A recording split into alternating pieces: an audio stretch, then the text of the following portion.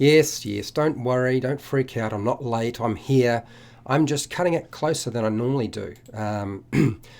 Normally, what I do is I try to sort of start it off like a minute just beforehand to allow sort of people time to jump in. But of course, I know that YouTube doesn't give out those notifications straight away. So, what I'm doing is I'm allowing just a little bit more time. My voice is still a bit rough, so I apologise if some of my pronunciations or the voice sort of scratches a little bit. It's going to be one of those things until summer kicks right in New Zealand. Once summer comes in, all of this will just disappear and I will be back to normal, which I'm really looking forward to. Okay, so sit back now. I will put the start time for this video down in the description, but it will go unlisted, which means unless you go through the notification you got, you won't be able to access the video. It will go up on my Patreon page for the patrons to watch once it's unlisted. Okay? Alright. Now, normally for those of you who aren't aware, when I do my live streams, I present everything first and then I open it up for questions and answers, which is exactly what I'll do. Same thing as I have always done before. I'll open it up at the end of the live stream and I'll discuss the topic. I really like sages, so it's going to be one of those fun topics for me to discuss for today. There are going to be 3 live streams for today, just so you know. There'll be this one, there's another one at 1 p.m. New Zealand Standard Time, and there should be another one about 3 p.m. New Zealand Standard Time, which is, I'm not going to go into the details on that one. We'll talk about it later. Anyway, let's get on with the Sage, because that's what we're here for. And I see Fred Hubbard has been going at it quite hard. So let's transition over to my face. For some reason, sometimes I think YouTube has a little bit of trouble catching up with the data flow with regard to the images when I show my face and I'm doing a live stream. So I'm going to let it have a good hard look so it can, if it gets offended, it can sort of deal with that right now. And I still got my D&D memes for those of you who are fond of the D&D meme. I know I am still very fond of the D&D meme. Okay, so lining up everything, ready for the first shot, and we'll crack into this. Sorry, I'm trying not to laugh too much.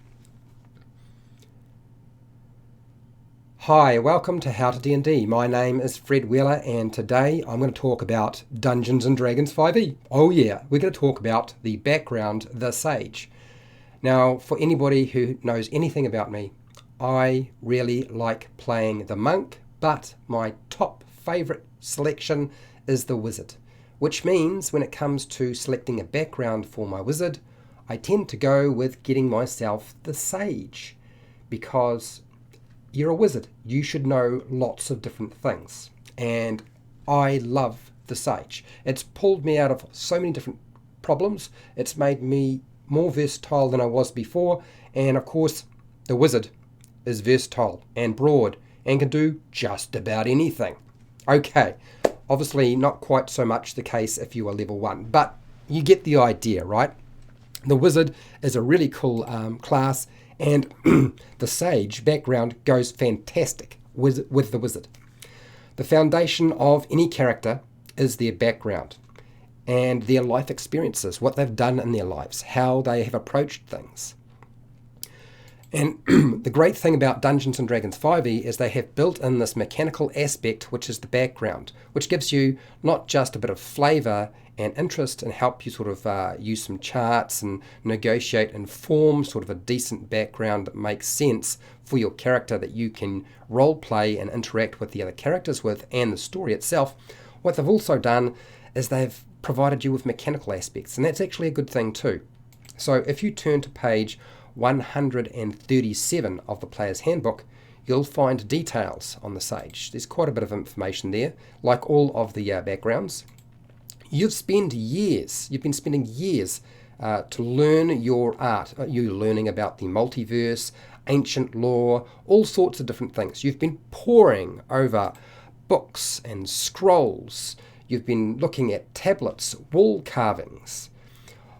Everything is a secret to be unlocked. So you spend your time in books and studying quite a lot. Not a bad way to live if that's the sort of thing you like. And the Sage loves it. Scribes and experts pique your interest in the mastery of the fields of your study. But what sort of field of study have you picked? There are so many to pick, right? We're not just talking about somebody who's an expert in something. There are so many different aspects to your sage. So what is the nature of your training?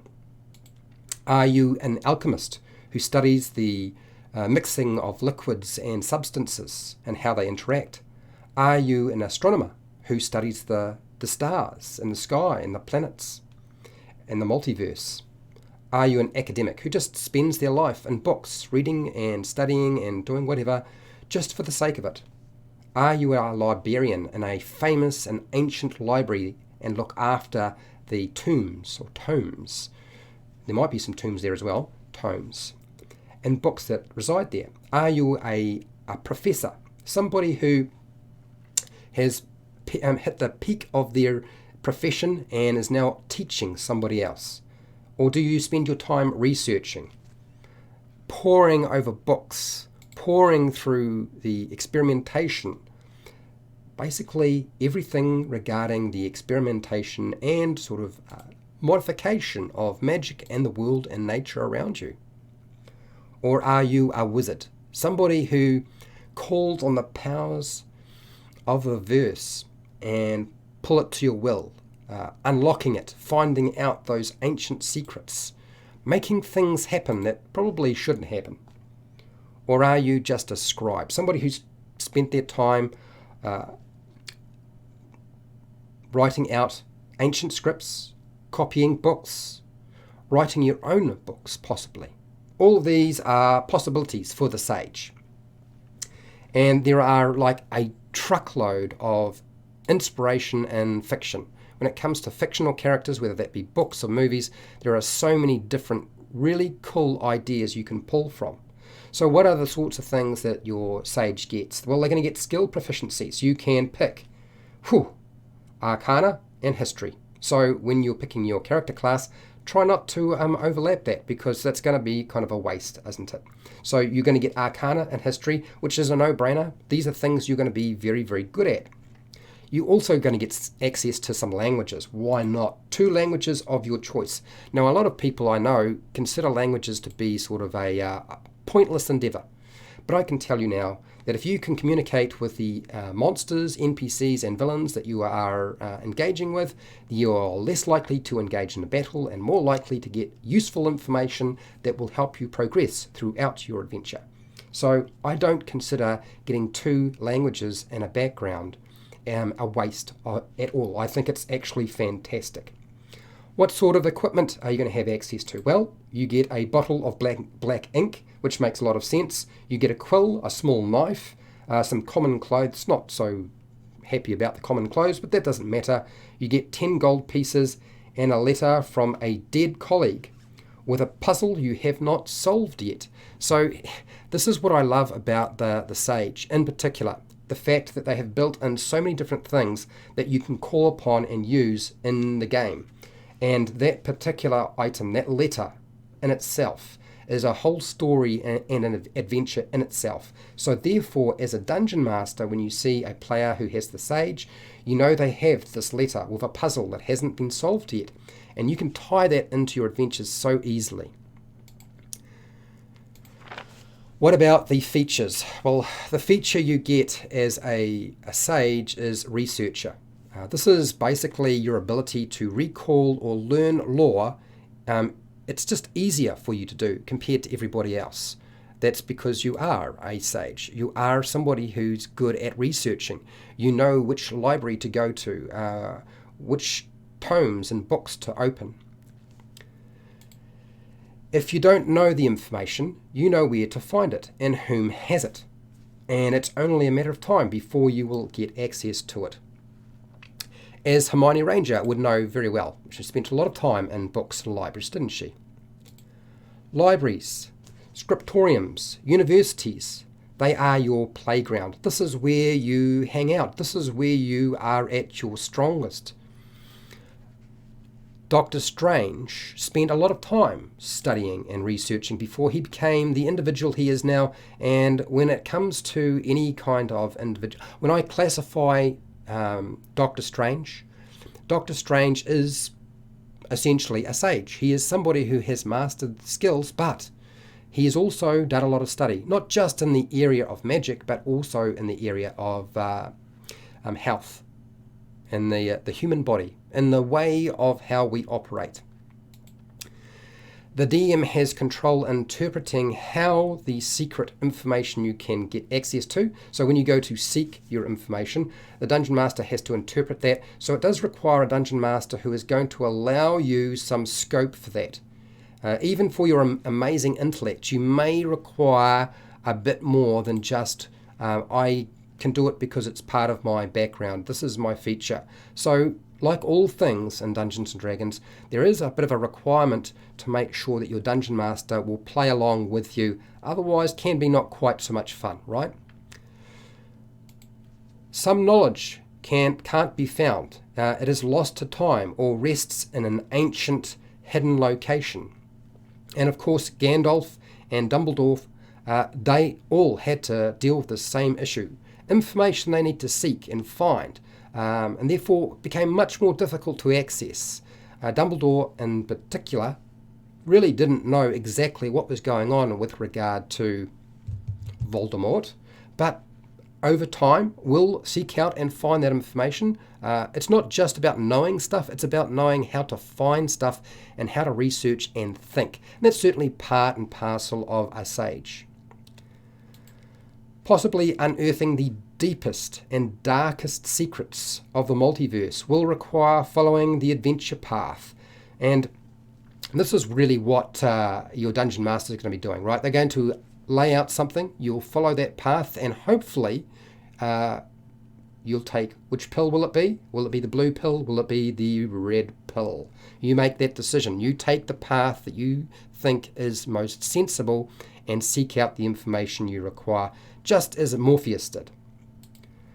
Select or create a personality trait or personality traits, usually about 2, an ideal, a bond, a flaw, and there are many flaws. And ultimately, your greatest strength as a sage may in fact be your greatest flaw as well. The thing that is your greatest strength can also be your greatest flaw. Why not? Now, there is a whole lot of charts in the Player's Handbook that you can use, or you can just select what you like, or you can make up your own stuff. There's no sort of hard and fast rule with regard to this. Remember, there's no absolutes. There are only options and possibilities in the world. Life is a delicate piece of instrumentation, okay? You are dedicated to extensive study and research, devoting your time to the pursuit of knowledge and information, whether that be lost in time or waiting to be found. It's really up to you. Devoted to the pursuit of finding an answer to every question you might have about the world, or accepting what you know and realizing your limitations. There are so many awesome characters in fiction that are available, whether they be in comic book, or movie, such as Yoda, Dumbledore, Gandalf, Doctor Strange.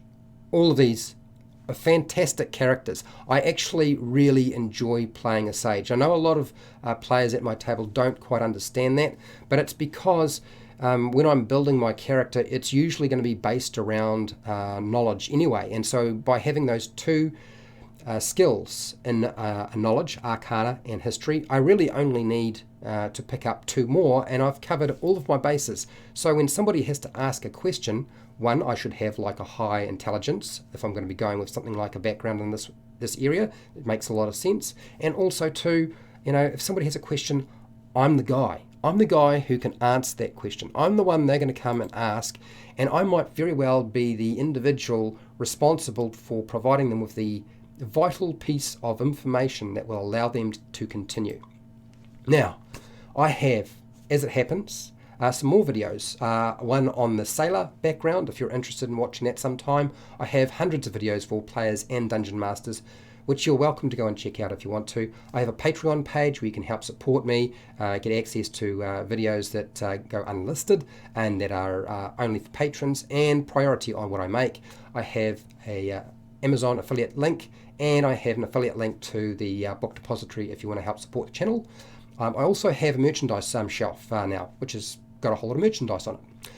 Make sure to share, like, and subscribe. Hit the bell button to be notified when I go live and when I publish new videos. And hey, till next time, keep rolling those 20s. Maybe roll 2.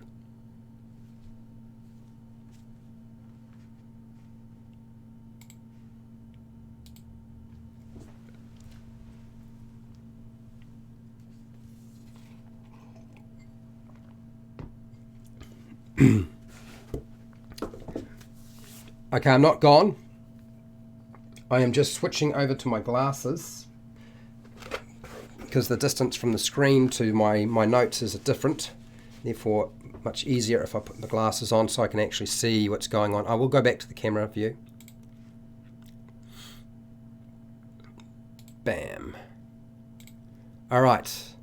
Okay, let's I don't know that there'll necessarily be an awful lot to say. I do think that Fred Hubbard actually makes a good point with a lot of aspects regarding the Sage. You know, the Sage PC. You know, it is really much about researching and gathering information. And if any character is greedy in some way, a Sage is definitely greedy about knowledge. I absolutely agree. And they would definitely write down notes. Draw pictures or sketches of paintings and carvings, or more likely insist that these items be taken back with them to be researched at a later date during their downtime. One of the things I used to often do is insist that we collect everything up, and then when we leave this location we take everything with us. So we had to have a wagon and horses constantly to be able to ship a lot of this stuff away, and that included quite heavy statues, which meant getting assistance to make sure those things could be moved. A little bit difficult, but makes a lot of sense if you're playing something like a Sage background, right? And I feel like the Sage and the Wizard mesh together so well. Making the party wait. Yeah, but when the party waits, their characters are waiting, but their players aren't really waiting. You know, you just make that time flick by just like that. That's easy to do. Unlocking an ancient mystery is worth the price of a civilization. Well, maybe that is the flaw that you have. It doesn't have to be quite as bad as that, but certainly maybe at the detriment to your own safety and welfare.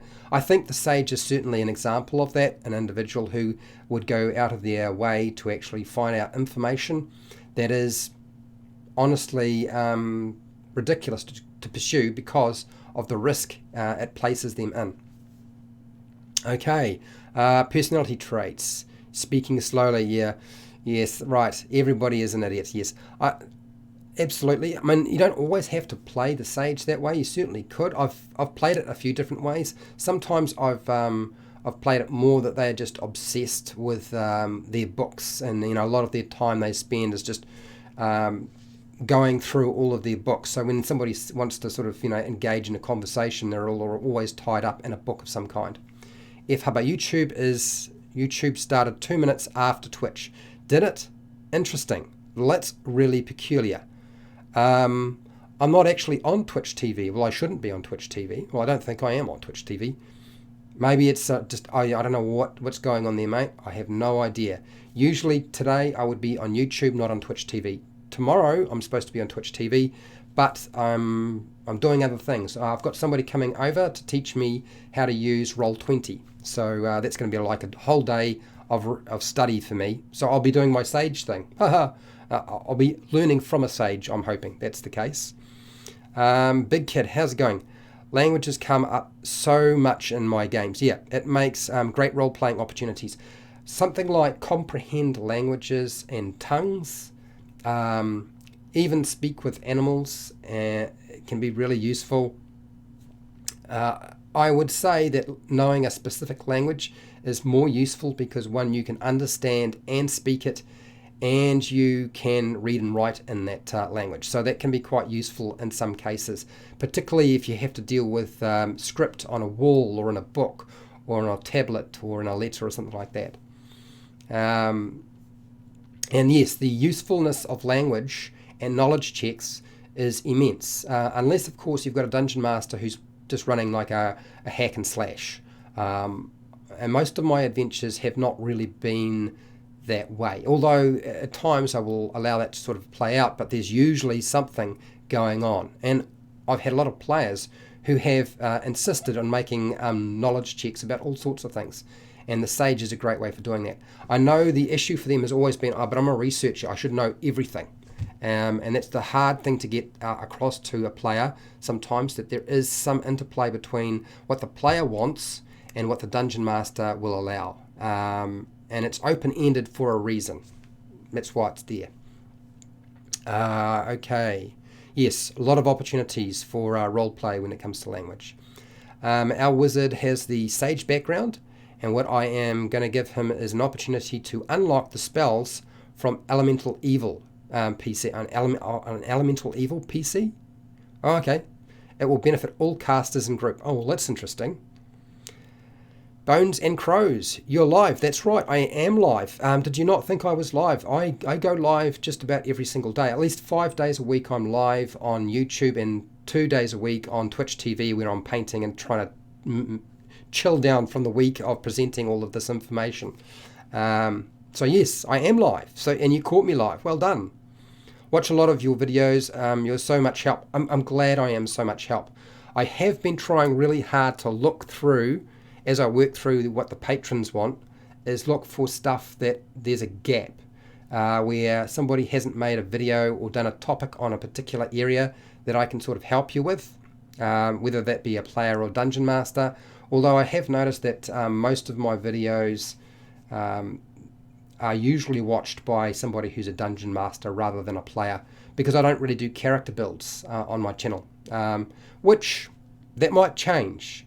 They won't be my builds though, and if I do start doing character building and character aspects, it will be more of a rules-based thing, and the character building concept will come from a super nerd, somebody smarter than I am, somebody much smarter than I am. Dear. Persham, absent-minded professor. Yes, absolutely. Comic-Con is tomorrow, is it?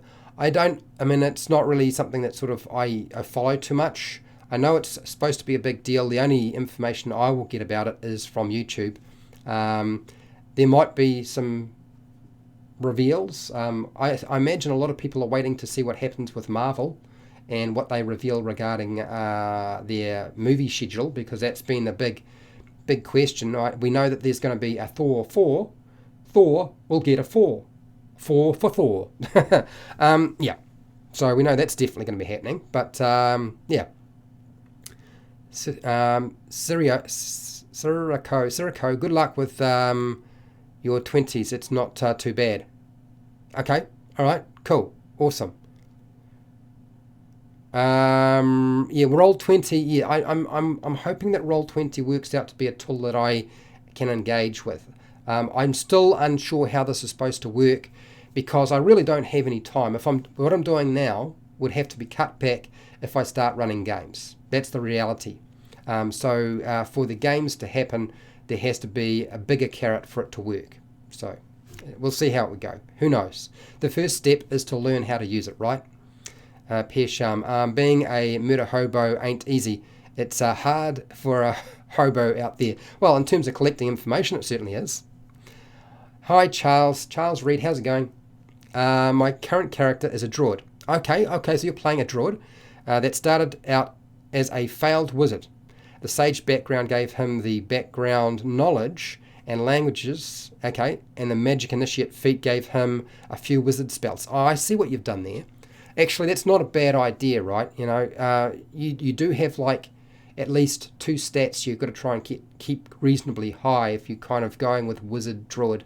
I haven't tried that combination before, and I guess if I was to try a combination, usually when it comes to multi-classing, I will look for a specific race, unless of course I'm sort of drawn to something. I have played a half-orc wizard, and and the Dungeon Master proceeded to obliterate it, destroy it, and prove that it was a failure of an idea. So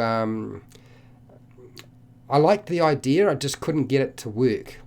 A bit hard sometimes. You've got too many things working against you. This is back when it was Dungeons & Dragons 3.5 though, so a little bit different then. Okay, what else we got here? Charles, as he was inducted into the Druid Circle, he came to realize that the wizard's path was a dead end, and his flaw now involves his skepticism. Okay, he's a skeptic, encouraging book-taught learning from scholars. Okay, all right, cool. Well, obviously, look, to be fair, when it comes to backgrounds, I feel like it's one of the aspects of the game that has actually really helped it, and they've put a carrot there by making it mechanical as well. And I don't think honestly, most of it is unrelated to combat, so it's not a big issue. It's more about playing the character and exploration and social interaction. I feel like the backgrounds are very much tied to that, or dealing with other problems unrelated to let's blow it up with magic or stick a sword in it. Bones and Crows. I'm a new DM. I have never played D&D. I've always wanted to play but never been able to join a group. So hopefully if I become a DM, others will play. But how do I get players?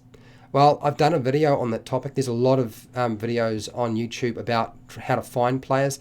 My suggestion to you is go down to a game store, use the internet, whether that be Facebook or some of the other board forums to find players. That's certainly the first step. Family and friends, start with them. It's always a good start. I know that worked out well for me. That's not always going to work, but it's certainly a good first port of call is your family and your friends. And if you can't get what you need out of that, then you start looking further afield. But game stores, I often found people would come into a game store, play a few times as I was dungeon mastering, and then they would disappear and form their own group that I would hear about later on. And it was a good thing. They would also be able to sort of figure out who they wanted to play with. And other dungeon masters would come in the public games and use that as a way of deciding if they wanted to offer, see how people play at the table and whether they wanted to offer a slot to somebody or a space at their table. So public games are good for doing that, for finding people to play with. Even if you don't like the public play system and environment, it's still a good way to find people. Pearsham, failed wizard that moved out of the woods, out to the woods to be a hermit. Yeah, well, see, the hermit's another background, different again, right? Big kid. When it comes to selecting a background, do you select what most resembles your character idea or what will benefit him most in game? It really depends. I don't really, because I don't often get to play, the fact that I've been able to play for so long over the last year or so is only a product of just like luck and a bit of organisation on my part. So often I will look at how the party is going. If there's something I really want to try, then I'll go with that. I don't necessarily start with a background story for my character because I don't believe in building a background for a character where the background and the story for that character should be done at level 1 when they're playing the game. I'm one of those people who do not write pages and pages of background. If I have a background, it will be about 4 sentences, 1 paragraph with 4 key pieces of information there that my dungeon master would require from me. And that's it. And all the rest is just built around what I want to do, what I want to try. That's just how I operate, big kid. Is Dib the greatest goblin? Possibly. Dib might be. How's it going, Bromos Sunstar Ranger? How's it going? Fred, I'm overjoyed with the amount of videos uploads lately. They are wonderful, covering a variety of 5e topics and great quality. Do you want to know a secret for those of you who are here? there are still a few people who think that the videos that I upload that are edited are not live streams, that are actually edited videos. They have no idea. And if I eliminated my face from these things, nobody would be the wiser. More than likely, because I've seen what happens with people who pre-record their videos. They even leave their mistakes in nowadays. I'm glad you like the quality. I am covered. I have foam everywhere. I have a backdrop which I can put up. I have a couple of different backdrops. The camera and the lighting is working out all right. It's been hard to maintain this level, and certainly I would like to think that at some point I will be able to slow down a little bit. But till then, until I reach my goal, which is this is my job, which is not yet happened, but when it's my job, maybe I'll be able to relax and really sort of let loose, and then you'll really start seeing some things happen. You know me, I do some pretty crazy things on my channel. I'm glad you're enjoying it though. Okay, and I'm trying to do stuff that's for players and dungeon masters. So you usually will find there's one video more tailored for players and one video more tailored for dungeon master. Okay, Scott. Now, I should just tell you now, at 1 p.m. I'm doing Death House, the Curse of Strahd. It's a Curse of Strahd Dungeon Master Guide, and I'm covering the Death House. Now, when I say I'm covering the Death House, I'm talking about the Death House as a monster and a character. For those of you who are running the Curse of Strahd and just sort of entering into the Death House, that's what the topic will be at 1 p.m. And at 3 p.m.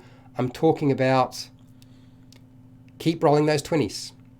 I'm talking about keep rolling those 20s. I know that sounds strange. I'm not going to say anything more. You'll get the picture if you're able to show up for it. Okay, Scott. I'm playing a bard diplomat now. Okay. That wishes he had taken the sage background now. Okay. Having many languages as a diplomat is very valuable. Absolutely. Of course it is. Actually, I know somebody who is a diplomat in real life, and she knows 6 different languages and can speak them fluently. What I found was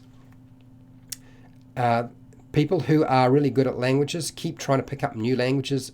It's just something they're really good at, obviously quite are natural at. So yeah, and a bard as a diplomat with lots of languages makes a lot of sense.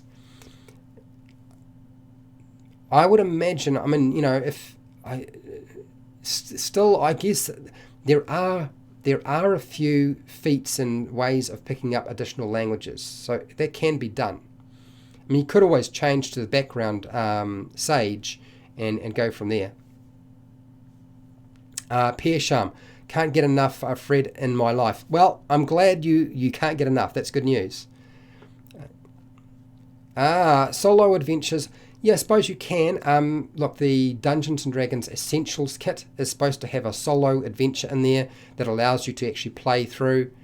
So if you're looking for a solo adventure so you can learn how to play and get sort of at least into the game to start with, then try the Dungeons and Dragons Essentials kit, because my understanding is there is a solo adventure in there.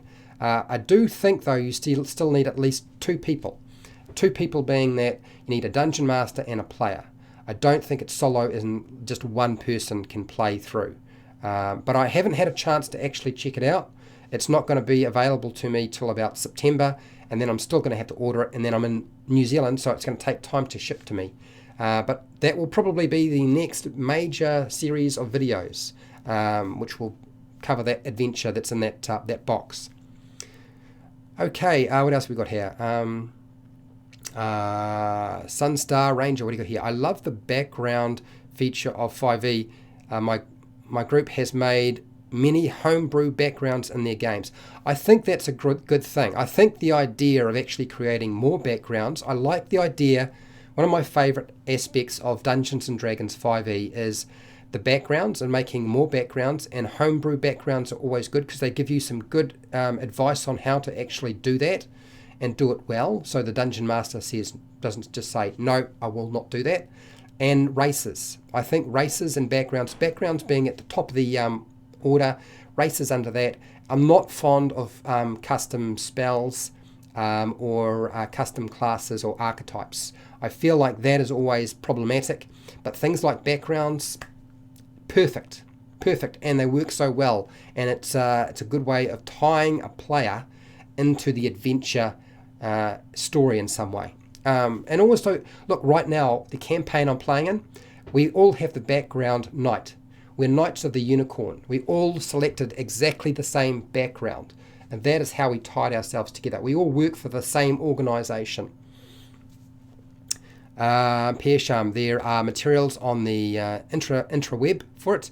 Try DM's Guild. Yes, the DM's Guild is full of stuff. You can add a language by 250 days of being taught by someone who speaks it or has a language you know. Yeah, that requires a rather lot of downtime. The Dragonborn can teach the elf to speak Draconic. Yeah, so that would require a lot of time to pass. That's the only hassle. Yes, the DM Guild is amazing. It's a great development. It's really worked out well. Nice. Okay, it's in the Player's Handbook. Yes, it is in the Player's Handbook. But again, takes a lot of time, and you also need to I would have a discussion with the Dungeon Master before you start trying to work that in. It's still going to require the Dungeon Master to sign it off, even if it is in the Player's Handbook. Remember, there's lots of Dungeon Masters who will change things. And pointing them at my videos and saying, Fred said it was done this way, or the Dungeon Dudes should be done this way. It's not really why we make the videos on the internet. The DM's Guild needs more 5e content in print. Possibly, but see, it's not going to work. They won't make the money, so it can't work that way. The 5e content that's on the Dungeon Masters Guild is not in print form because of the reality is that people won't make their money off it, and it's too expensive, and there won't be enough sales. That's why the digital concept is probably a better idea, Pearsham. Hey Fred, nice to catch a live stream again. Hi Mike, how's it going? Finally. I like the backdrop you have today. Yeah, thank you very much. Thanks, Mike. I was very tempted to go under the sea, but not today. Two people is a duet, Fred. Yeah. Yep, two people is a duet. Very hard for me to do that. Dude, yes, the Strad. Yes, Strad. Thanks, Fred. I am about a month away from my group hatting that. Thank you for your Lost Mine of Fandel stuff. It's been so useful. My players match on. Okay, what's that?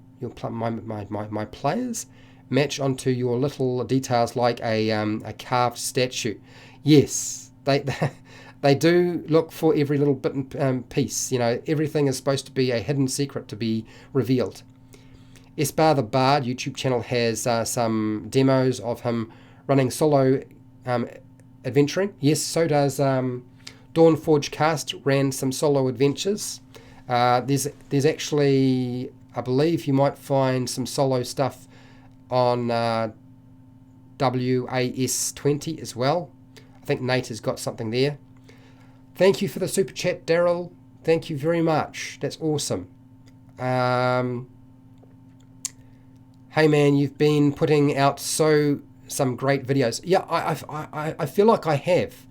It hasn't equated to a lot of views, and I guess I have to play the long game with that. Unfortunately, I've run out of time, but we'll see how we go. I'm not done and dusted yet, so I'll keep putting out stuff that I think is going to be really useful to people. Stuff that isn't just the same old. There is so much of coming out now on the internet, which is just the same material we've seen before. Obviously, the Professional Dungeon Master. How many articles have we had on the Professional Dungeon Master? Oh my gosh, how many articles and videos about Dungeons and Dragons becoming popular? Well, we know that there's been a lot.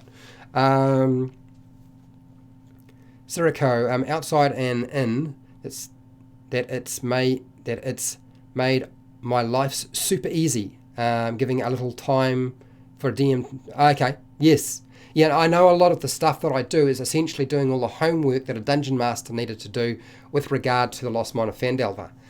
So when I make those videos and I do that content, I'm thinking, what are the questions? Thank you, Siriko. Awesome. Thank you so much. Thank you for the super chat. That's great. So when I look at the content that I make for you guys, what I'm trying to do is figure out what it is you need. Because I also realize that even though I make videos and I have slides and you see my face and miniatures, a lot of people are just listening to my voice as they're driving to work or back from work as they're commuting, and therefore sort of like a video log. I know a lot of people will download it just before they go off from work, and then they'll listen to it on their phone or through some other device. So I know that's how people are finding time to do their research, and it's a good way too, to make notes rather than have to go through and think about all these things and nut it out yourself. What else we got here? I love the hippo. Is that a hippo? Chunk. That's really awesome.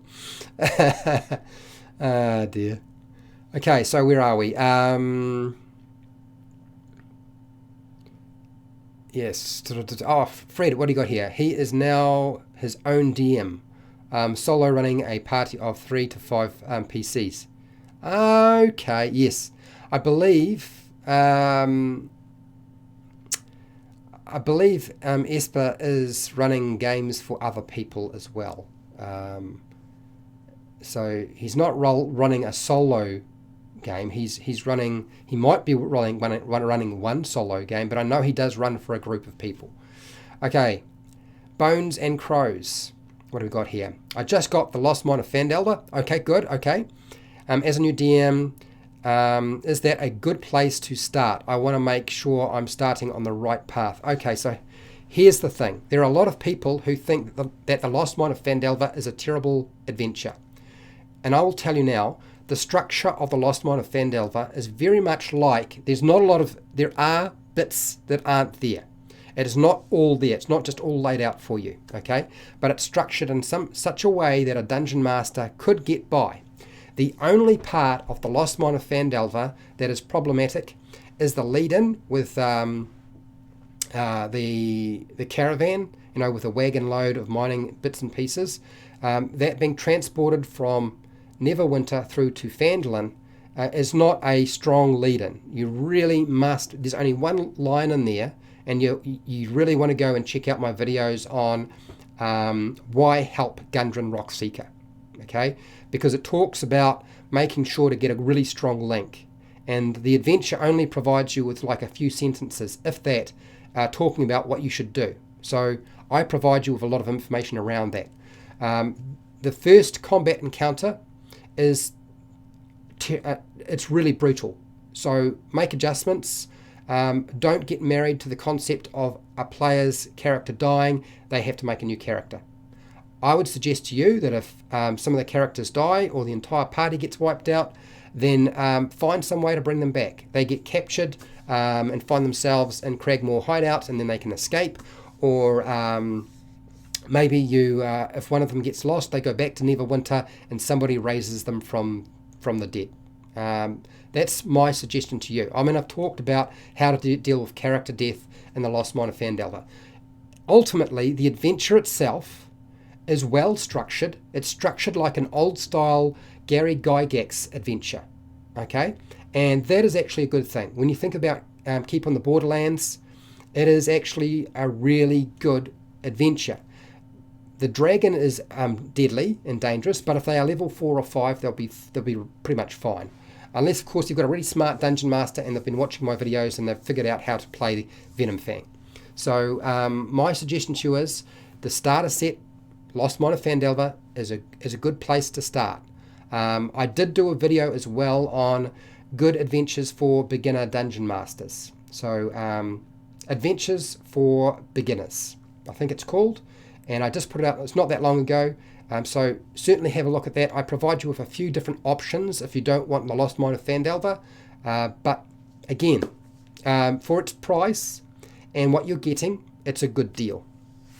Okay, Scott is having a good laugh. Pearsham, you could combine it with the new starter set to make a campaign. Yes, you could, Pearsham. My suggestion to you is, look, if you're going to get the new starter set, which is out, you might as well, if you're going to go and get the D&D Essentials kit, just get the D&D Essentials kit. If you really want to mix and match with the Lost Mine of Phandelver and this new set, you can. Apparently there is advice on how to do that in the new box set. But I don't know enough about the product to be able to give you practical and realistic and correct advice. So when I can, I will. But there's nothing wrong with the Lost Mine of Phandelver. Just make sure you get a good lead in so they are invested in saving Gundren Rockseeker and helping him, and make sure to be careful with the first encounter. But even if they all perish, there are ways of dealing with that, and I've talked about that in other videos. Okay, so we've covered that, I think. I need a drink of water. Don't chew up too much of my time. Remember, I've got another video I've got to do in almost an hour. What do we got here? Pearsham. Raspberries. Yep, do the raspberries. Hungry Hippo. Yes, I love it. Thank you, Big Kid. Mate, thank you. You do know, Big Kid, I know you're a patron. I don't know why you're doing it that way. You just you can just adjust it if you want there. You don't have to give me a super chat. Half of that goes to YouTube.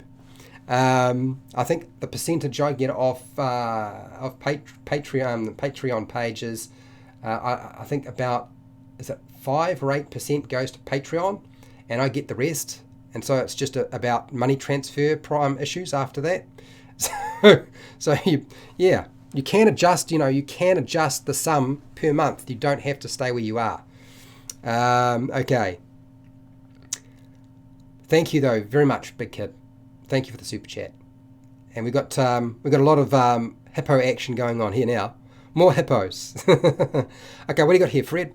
Lost Mine of Phandelver. The dragon is really too high level for the PCs, and newer DMs feel obliged to let the PCs kill it. Yeah, well, so here's the thing. I've done a video on Venom Fang and how to deal with Venom Fang. And I've talked about how Venom Fang can fly away. You can engage in a battle and, mess up the party by all means. But I think everybody worries too much about character death. Everybody's like, but I don't want to kill their character in their first time out. Well, it's only an issue if they don't get to keep playing the same character. You're the Dungeon Master. Make up a story. Make it work. And I've provided you with a whole bunch of ideas. I can't count the number of videos I've done on character death. There's so many. It shouldn't be an issue. So just because there's a big high-level dragon, it's not a big issue. I mean, I threw an ancient red dragon at my party when we played through the Isle of Dread. Or Island of Dread, if you want to call it the Island of Dread. An old adventure. And, some of them did perish. That's all right. That's not a big issue. Hey, thank you, Mike. Thank you, Mike G. So, yes, stop worrying about character death and those sorts of things. You can fix that. You're the Dungeon Master. You can make anything happen. Bring down the gods. Bring on a cleric at high level. Bring on a druid and reincarnate them. There's lots of different ways. I like these super chats. Let's keep them going for Fred. He does a lot for us D&D people. Thanks, Fred. Hey, thank you, Mike. Look, I like the super chats too. That's awesome. It really is. It's fantastic. I love it. But look, if you really want to support me, Patreon, you can pay $1, $2. You decide. There's no set thing. Everybody gets the same deal on Patreon. I don't have any kind of level. There's no levels on it. Everybody's the same. Depending on how much you give me, I might come and approach you with an offer. That's what I do. When people offer a lot more, then that's a good way to deal with it. But certainly the super chats will keep me here a little bit longer while I go through the the Q&A. Dear.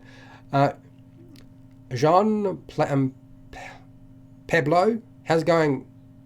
I think I've got your name correct. Is that Jean Pablo? I'm not going to try the rest of your name because I'll butcher it. Where are you from? Love your accent. I'm from New Zealand. So New Zealand is down the bottom on the arse end of the world, and the south, South Pole, near the South Pole, right beside Australia. You'll know where Australia is. New Zealand is a small set of islands to the side of that. Well, it's not that small. It's about the size of England. So it's roughly there. So that's where I am. New Zealand. That's where I'm from. Siriko, I don't know. I think it's a great opportunity to teach them. There's a greater power out there that is smarter. Also a good lead to Horde of the Dragon Queen. Okay, so here's the thing though. See, I have had characters die very early on in the Lost Mine of Phandelver. And there have been new characters and new players. And if it was any other time, I would just let it lie and just ask my player, look, do you want to keep playing this character? Do you want to make a new character, or do you want to keep playing this character? Usually with a new character, immediately my first response is, I might ask this, but I'm steering more towards, let's just have you keep playing the same character. Because I don't want you to have to start playing a different character and you've only been playing for an hour or 15 minutes or whatever it was. Okay? And yes, characters have died in 15 minutes in some of my games. But it wasn't an issue. We solved it. They all came back. There's a way of dealing with all these things. So I'm not married to that, particularly with new players. But I do want to sort of highlight there is danger in the world. And I know a lot of people think that doing this is like taking or detracting from the game. But bollocks to that. Okay? Bollocks. It's not true. There are many ways to bring in tension and urgency without there being character death that results in you having to build a new character and bring in a new character. And I know I've done it. So, nonsense to all of that. Oh, okay. All right, so we've covered that. Yeah, Horde of the Dragon Queen, I don't feel like Lost Mine of Phandelver marries well into Horde of the Dragon Queen. I feel like Horde of the Dragon Queen is its own entity. That's just me. I'm from New Zealand. Hobbiton. Yes, I suppose you could. The land of Lord of the Rings. Right now, I suppose I could be classified as Mordor. Bones and crows. I've looked through some of Lost Mine of Phandelver. It seems like the dragon can just fly away and the party don't have to fight it. Yes, exactly. But hey, I can always watch Fred's videos on how to use it without killing my party. Exactly. You can engage in a battle with your dragon and have, the dragon probably will get surprised. It's very difficult to creep up on a dragon. You're expecting far too much of the players. But the dragon can certainly give them a hard time and then fly away. Now, it does have treasures, so it might decide to take those treasures with it, or it might decide it will come back later on and deal with the players at a later date. So it might become a recurring villain. It is very hard to have a recurring villain, but a dragon as a recurring villain is one of the best ways to deal with that. Oops, retracted message. I'm not too sure why you were worried about that, but okay. What else we got here? Mike, what do you got here? Oh, cool, Fred, thank you for the info on Patreon. You're welcome. Yeah, Patreon is easier, and you can do it monthly. And, if there's a month when you can't do it, you just drop out and then come back in later if you want to. And a lot of the stuff that, all the live streams that go unlisted go over there. That's where all that stuff is. So if you want all the Q&A at the end, you get it there. Plus all the other little bits and pieces I do. And all of the painting live streams that I do on Twitch. I take a copy of that from Twitch TV and I put it over there as well. That'll happen very shortly. There's been a lot of work to do recently, that's all. Okay, so Big Kid, the dragon tried to fly away, but the two rogues jumped on top and killed it. Oh, good for them. Big Kid, I think that's fantastic. When a dungeon master allows a player to jump onto a dragon, which I have done on my in my campaign, they had a flying ship, and they jumped somebody, I think a couple of characters. One, it started with one, and then everybody wanted to do it.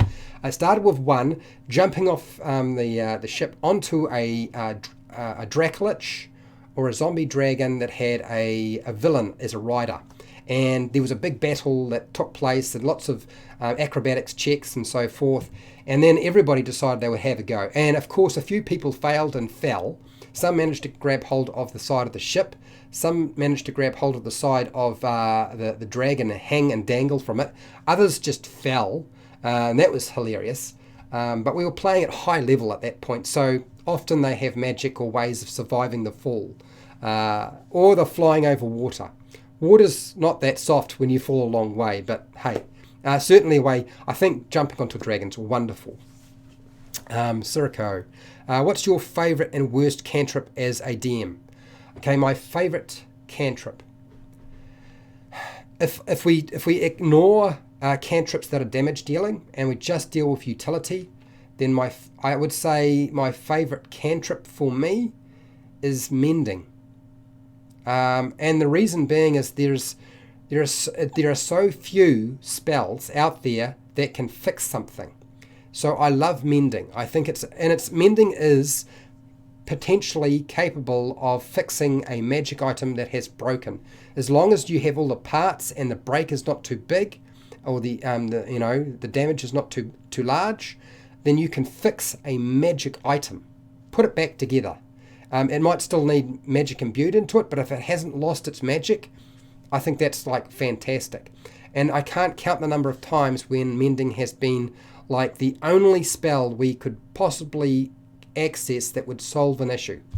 So that's my favourite. The worst cantrip for me, the absolute worst cantrip for me has got to be Spare the Dying. I have to say, and I know a lot of people don't understand this, but see, I'm a player and a dungeon master who believes that every character at the table should have a healer's kit. And a healer's kit is an action and you automatically stabilize the character. It does exactly what Spare the Dying does, and everybody can do it. So I just don't see much point in Spare the Dying. And then if you combine something like the healer's kit with the healer's feat, now it's a totally different, it's even better. So that is those are my favorites and worsts.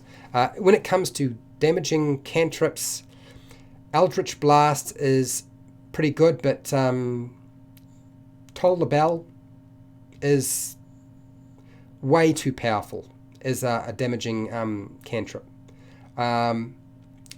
Most of the time I tend to go with Firebolt myself, but that's damage dealing cantrips. And the worst damaging cantrip, I'd have to say probably Acid Splash. I'm not really very fond of that one myself. It's in the right circumstances can work well, but hey, often it doesn't work that well. Sacred Miss is pretty high up there in the worst category for a spell. You need to use it against something with a low dex. Okay, favourite cantrip is the worst. Eldritch Blast, overpowered cantrip here. Mending specifically says the magic is not restored. No, but here now, Fred, I will say to you, because I know you want to have an argument about this. I will say to you that just because a magic item breaks in half or has a break in it does not mean that it's no longer magical. Just because it breaks does not mean it's no longer magical. It might still have the magic imbued in it, but you can't use a sword that has that's broken, right? You need to have it in one piece. So therefore, mending specifically says that you can, you're not restoring the magic to it, you are just repairing the break. Okay, and if the magic is still imbued within the item, then you can do it. How did we get onto magic items? You guys, you do know that I need to go and do some homework for the next video, right? I am going to be back. I'm not going to be gone. It's not like, I love the fact that you want to hang out with me.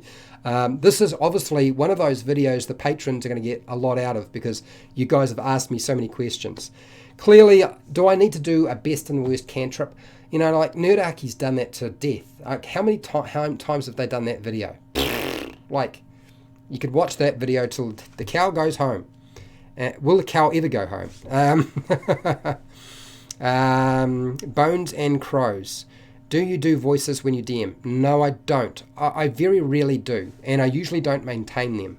Now, the reason why is I'm not a professional voice actor, and you will strain your voice. So if you are running a campaign or a session for 3 or 4 hours or even 2 hours, I find by the end of that session, if I have to role play a character, I have no voice. It's gone.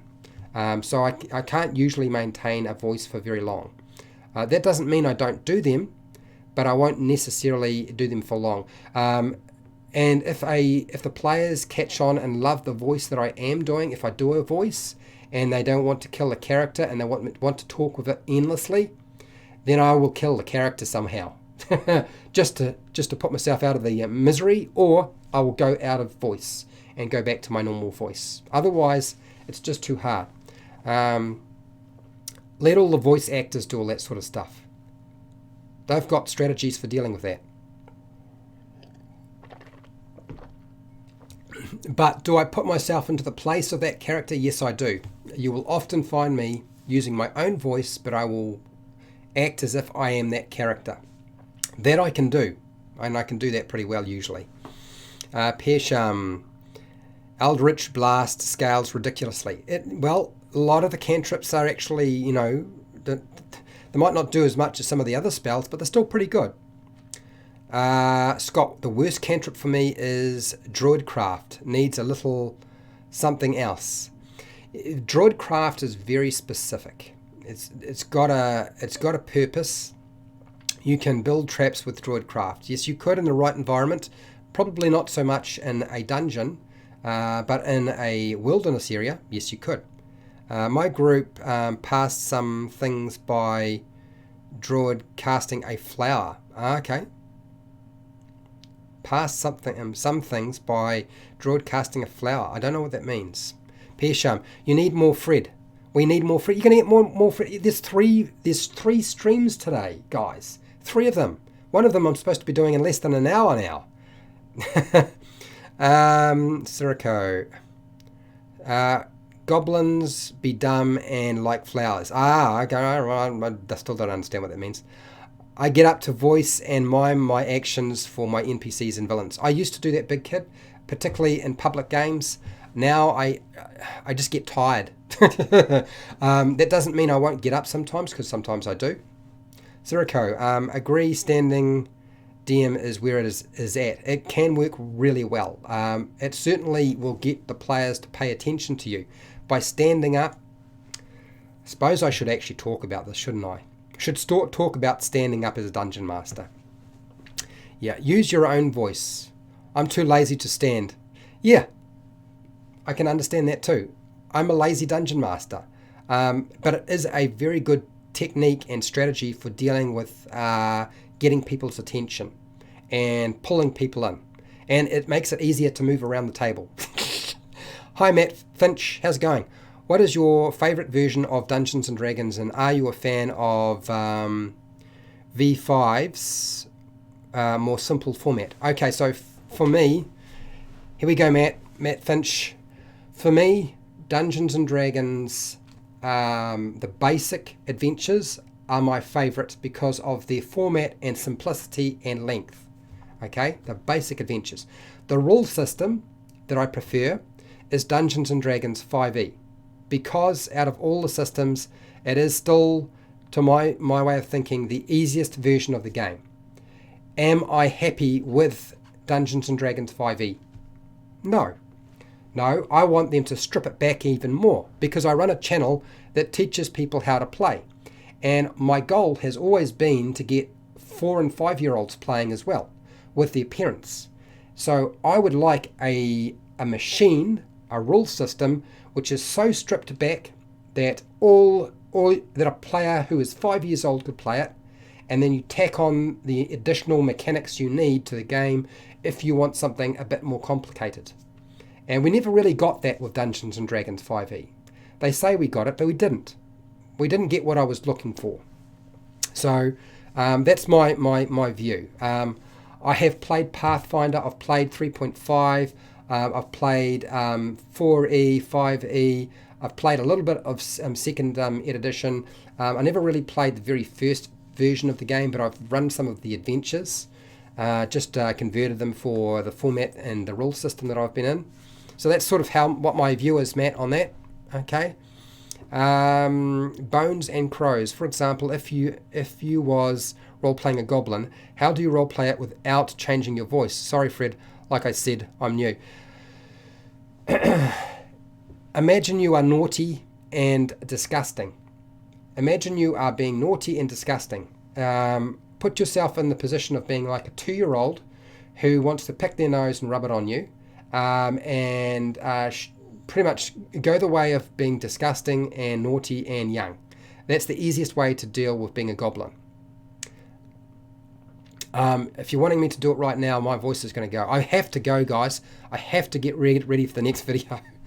This weekend, do a mega stream. Oh, no. I have to go and sort out some stuff. I still haven't sorted out all of the merchandise on Teespring. And there's more coming, so sheesh.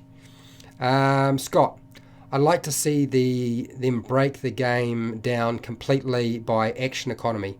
Yeah, well, see, action economy got derailed when we started having bonus actions and interactions. I think that's half the problem. And then we started having reactions, and that's where everything just fell apart. Pearsham, D&D already has a stripped down version, Fred. No, I wouldn't say it's stripped down. It's not stripped down enough for me, Matt. Thanks for your thoughts, and I'll see you next time. Yes, you will.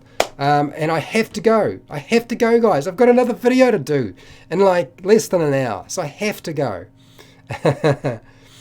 So, look, don't worry. There's more of me coming. Can deal with Yoda for now. So have a good night, day, morning, afternoon, wherever you are in the world. Look after yourself and your family. And I will be back very shortly in another video in less than an hour as it happens. Until next time, keep rolling those 20s.